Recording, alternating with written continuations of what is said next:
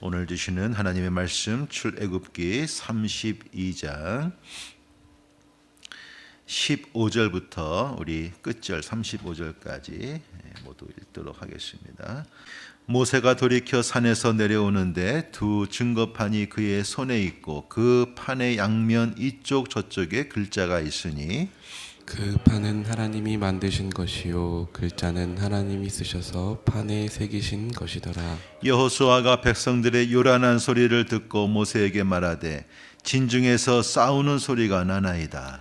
모세가 이르되 이는 승전가도 아니요 패하여 부르는 소리도 아니라 내가 듣기에는 노래하는 소리로다 하고 진에 가까이 이르러 그 송아지와 그 춤추는 것들을 보고 크게 노하여 손에서 그 판들을 산 아래로 던져 깨뜨리니라.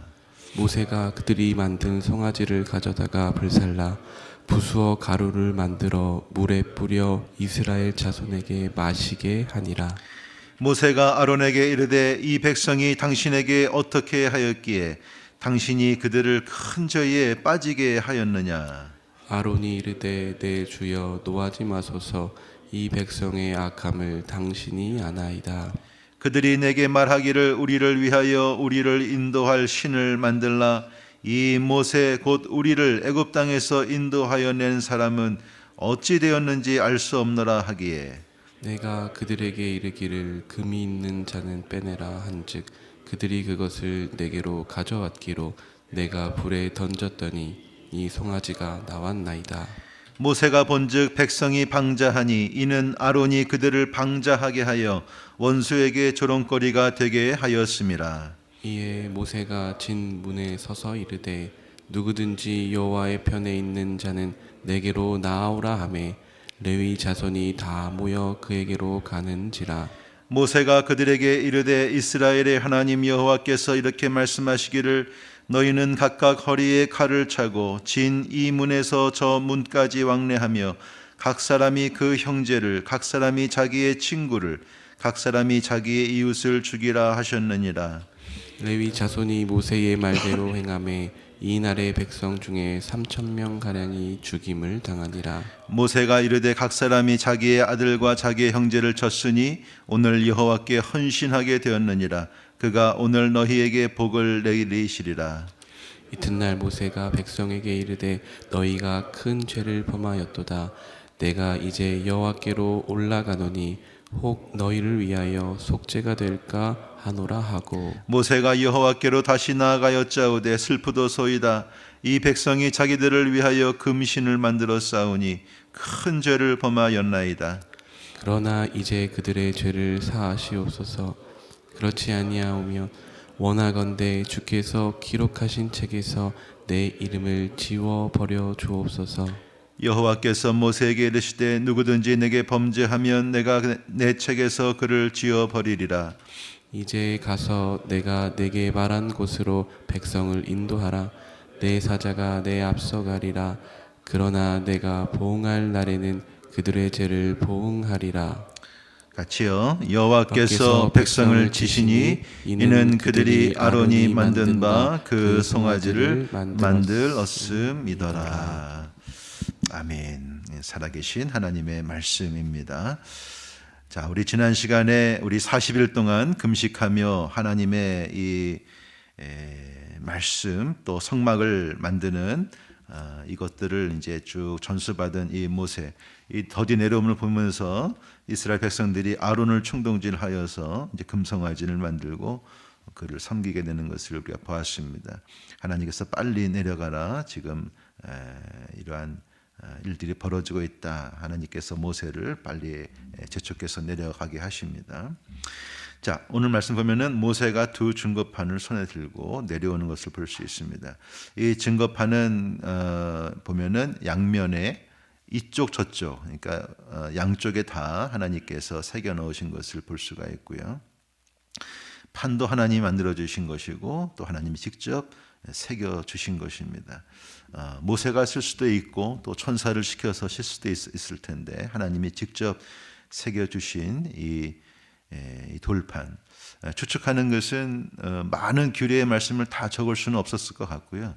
십계명의 그 말씀이 십계명에 기록되지 않았을까 추정을 할 수가 있습니다. 우리 아는 것처럼 이 십계명의 가장 첫 번째 계명은 나 외 다른 신을 섬기지 말라. 둘째 계명은 어떤 형상으로든지 하나님을 형상으로 만들지 말라. 이 우상을 만들지 말라. 신상을 만들지 말라. 그 말씀을 주셨는데 참 아이러니하게도 그 돌판 그 하나님께서 계명을 주시는 그 동일한 시간에 이스라엘 백성들은 금송아지를 만들어서 섬기고 있는 것을 볼 수가 있습니다. 자, 모세가 내려와서 여호수아는 이제 중간 지점에서 기다리고 있었겠죠. 여호수아를 다시 만나서 같이 내려오는데 이 소리가 들리는 거 보니까 뭐 왁자지껄하고 뭐 시끄럽게 들립니다. 여호수아는 사실 이 전쟁에 능한 군사였지요. 그래서 그가 이제 듣기에 이 싸우는 소리가 납니다. 전쟁이 일어난 것 같습니다. 여러분 어떤 소리가 들렸길래 전쟁이 난 것 같은 생각을 하게 됐을까요? 그러니까 지금 이루 말할 수 없는 혼란이 이스라엘 진영에서 벌어지는 것을 추정할 수 있습니다. 살아계신 하나님을 예배할 때에는 이렇게 경건하게 또 갖춰진 예식을 가지고 하나님께서 명하신 대로 그렇게 예배를 드렸는지는 모르지만 여러분 금송아지를 섬기는데 무슨 예식이 있겠습니까? 그저 먹고 뛰놀고 정말 어떤 인간의 어떤 이 활락 속에서 이 쾌락 속에서 자신을 위해서 섬긴 만든 그 우상 앞에서 그들이 하고 싶은 대로 오늘 말씀 보면은 방자하게라는 말이 나오는데 방자하게 금송아지를 섬기는 이 소리가 이제 여호수아에게는 마치 전쟁이 난 것처럼 들렸던 것 같습니다. 자, 그랬을 때 모세가 아니다 내가 들어보니까 이게 노랫소리다 하고 내려가죠. 19절에 보니까 이제 그 현장을 목격합니다. 그 송아지와 그 춤추는 것들을 보고 크게 노하여 손에서 그 판들을 산 아래로 던져 깨뜨리니라. 어찌 보면은 이 모세가 이 분노를 참지 못해서 홧김에 욱하는 성격의 이 돌판을 던졌다라고 생각하지만 저는 그렇게 생각하지 않습니다. 모세는 그 온유함이 그 지면에서 정말 그를 따라올 사람이 없다라고 말씀을 하셨는데요. 모세는 여전히 온유한 마음이었겠지만 지금 이 하나님의 입장에서 이 거룩한 분노, 이 의분을 가지고 이 판을 던집니다. 이 판을 던진다는 것은 이 판이 뭡니까? 이 언약 아닙니까? 하나님과 우리 이스라엘 백성 사이에 이 언약, 이 거룩한 판을 들고 내려왔는데 지금 보니 이스라엘 백성들이 먼저 그 언약을 깨뜨린 것이죠. 그래서 너희가 하나님과의 언약을 깨뜨렸다라는 그 의미에서 어떻게 보면 상징적인 의미에서 이 돌판을 깨뜨린 것이라고 저는 생각을 합니다. 나중에 다시 하나님께서 두 번째 돌판을 만들어 주시죠. 그리고 어떻게 합니까? 20절에 금송아지를 불살라서 부수어서 가루를 만들어서 물에 뿌려서 이스라엘 자손들에게 마시게 합니다. 참 이 아론과는 대비되는 리더의 모습입니다. 아론은 그들이 하고 싶은 대로 내버려 두죠. 방자하게 행동하게 하죠. 이스라엘 백성들의 눈치를 보면서 이렇게 행동했지만 모세는 그런 거 없습니다. 이스라엘 백성들이 어떻게 생각하든 상관없이 정말 리더로서 해야 할 일을 하지요. 당장 그 금송아지를 부수고 그것을 물에 타서 먹게 합니다. 이 금송아지를 이렇게 물에 타서 마시는 이스라엘 백성들의 생각 한번 생각해 보세요. 어떤 마음이 들었는가? 내가 하나님처럼 생겼던 것이 내 뱃속에 들어가서 그저 이렇게 배설물로 되는 한갓 배설물밖에 되지 않는다는 것을 깨닫고 다시 이 하나님의 이 신앙을 회복하게 되지 않았을까요? 정말 리더라고 한다면, 정말 영적인 리더라고 한다면 이러한 단호함을 가지고 정말 여호와의 신앙을 잘 지켜갈 수 있도록 해야 한다고 생각을 합니다. 자, 21절에 모세와 아론의 대담이 나옵니다. 아론이요 어찌하여 이렇게 하였습니까? 하니까 아론의 대답을 한번 보십시오. 22절 노하지 마소서 이 백성의 악함을 당신이 아나이다. 그들이 내게 말하기를 우리를 위하여 우리를 인도할 신을 만들라. 이 모세 곧 우리를 애굽 땅에서 인도하여 낸 사람은 어찌 되었는지 알 수 없노라 하기에, 자, 이것은 여기까지는 팩트를 말하고 있습니다. 맞습니다. 그런데 24절을 보십시오. 내가 그들에게 이르기를 금이 있는 자는 빼내라 한즉 그들이 그것을 내게로 가져왔기로 내가 불에 던졌더니 이 송아지가 나왔나이다. 자, 여러분, 우리 앞에서 이 아론이 어떻게 했는지를 다 보지 않았습니까? 금송아지를 이 새기고 만든 사람은 바로 아론 자신이었습니다. 그런데 지금 뭐라고 합니까? 던졌더니 짠 하고 금송아지가 나왔다는 거 아닙니까? 그러니까 자기가 한 일은 쏙 빼고 이스라엘 백성들에게 이 모든 우상 숭배의 책임을 전가하고 있는 아론의 모습을 볼 수가 있습니다. 모르겠습니다. 아론은 왜 이렇게 얘기했는지. 그러나 분명한 것은 아론은 왜 하나님이 모세를 리더로 세우시고 아론을 세우지 않으셨는가, 여기에서 그것을 알 수 있는 것 같아요. 정말 여러분, 정말 참된 영적인 리더, 영적인 목사라고 한다면 정말 그 맡겨주신 양들을 위해서 목숨도 바치고 정말 이 양들과 이 하나님 사이에서 정말 중재자로 이 책임을 다 해야 되지 않겠습니까? 백성이 잘못했을 때는 백성을 대신해서 정말 회개하고, 또 백성이 잘했을 때에는 하나님의 축복을 잘 전하고, 또 백성이 방자항행할 때에는 무섭게 그들을 꾸짖고 그들이 그러한 우를 범하지 않도록 일깨워야 되는 것이 이 영적인 리더인데, 아론의 모습에는 그런 모습이 전혀 보이지 않습니다. 백성도 두려워하고 또 이렇게 책임을 추궁하면 또 책임 전가에 책임 전가하려고 하는 이 무책임한 참 부족한 리더의 모습을 보게 됩니다. 자, 25절 이하에 이렇게 말합니다. 백성이 방자하니 이른 아론이 그들을 방자하게 하여 원수에게 조롱거리가 되게 하였습니다.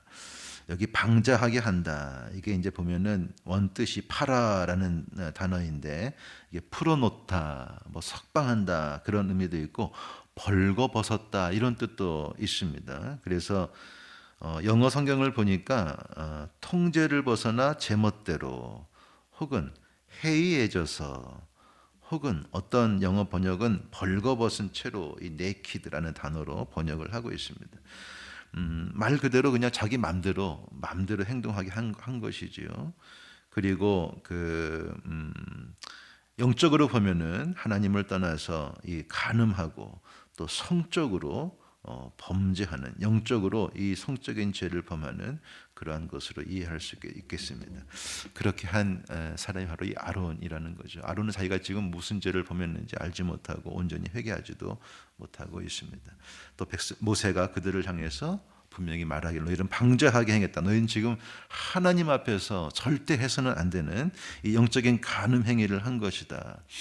그들의 죄를 들추어서 밝히 선언합니다. 자, 그리고 뭐라 했습니까? 원수에게 조롱거리가 되게 하였다. 여기 원수, 뭐 그 당시에 많은 원수가 있었겠지만 여기 특별히 이건 에집트를 떠올리지 않았을까 싶어요. 에집트 사람들이 이 소식을 들었으면 뭐라고 생각했겠습니까? 여기 금송아지는 우리 에집트의 여러 신 중에 아피스라는 이 황소 머리를 한 형상이라고 제가 얘기를 드렸는데, 그들이 그렇게 봤던 이 아피스, 이 우상 숭배하는 것을 하나님을 섬기겠다고 출애굽을 했는데, 그 광야에서 똑같이 이 에집트의 신을 섬기고 있다는 것을 이 에집트 사람들이 알게 되면 얼마나 비웃겠습니까? 아니, 그렇게 할 거는 뭐하러 출애굽을 했냐고, 너희가 믿는 하나님은 도대체 어떤 하나님이냐고 조롱하지 않았겠습니까? 우리가 인생을 살아가면서 이러한 조롱을 세상 사람들로부터 받을 때가 있지 않는가 싶습니다. 세상 사람들은 우리 크리스찬들을 바라볼 때 자기들만의 기준치가 있는 것 같아요. 그래서 이렇게 어떤 자기의 기준치가 이렇게 되면은 역시 믿는 사람은 다르다 이렇게 인정을 하지만, 그 기대치에 미치지 못하면 믿는 사람도 어쩔 수 없네 이러면서 이제 폄하하는 것을 종종 듣게 되는데요. 그들이 바라보는 기대치 중에 하나는 뭐냐?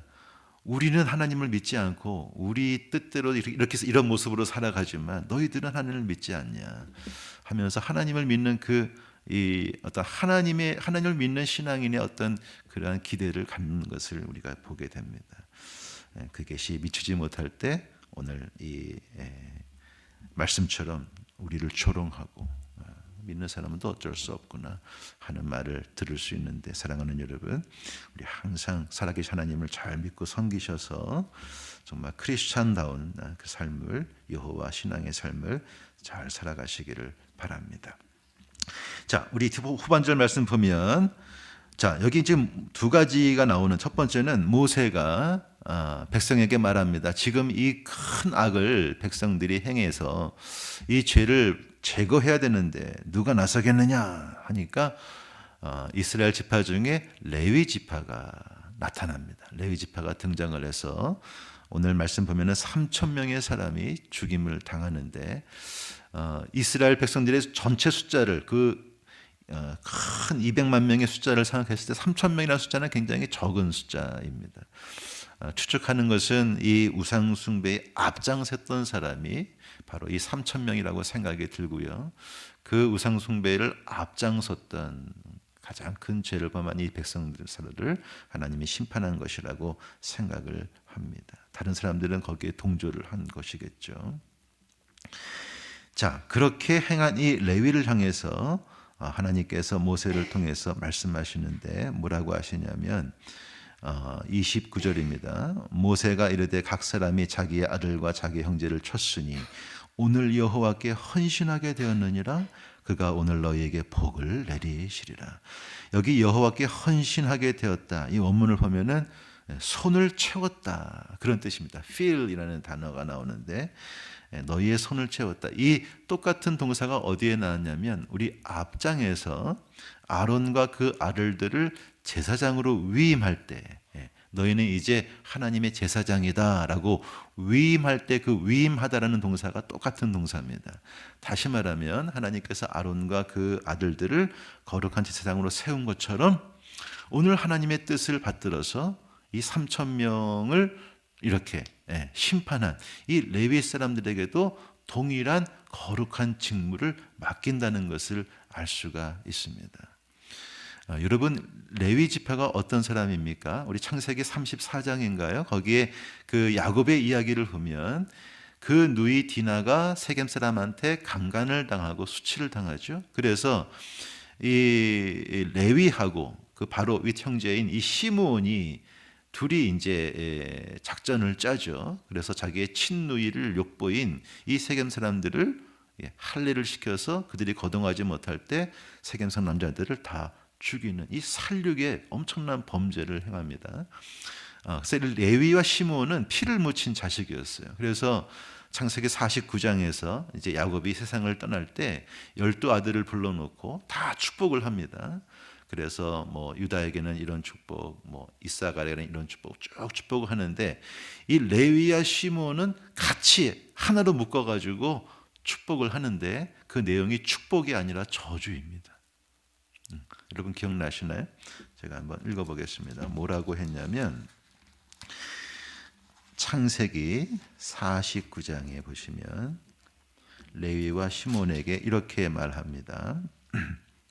네, 5절입니다. 시몬과 레위는 형제요, 그들의 칼은 폭력의 도구로다. 내 호나 그들의 모의에 상관하지 말지어다. 내 영광아 그들의 집회에 참여하지 말지어다. 그들이 그들의 분노대로 사람을 죽이고 그들의 혈기대로 소의 발목 힘줄을 끊었음이로다. 그 노여움이 혹독하니 저주를 받을 것이요, 분기가 맹렬하니 저주를 받을 것이라. 내가 그들을 야곱 중에서 나누며 이스라엘 중에서 흩으리로다.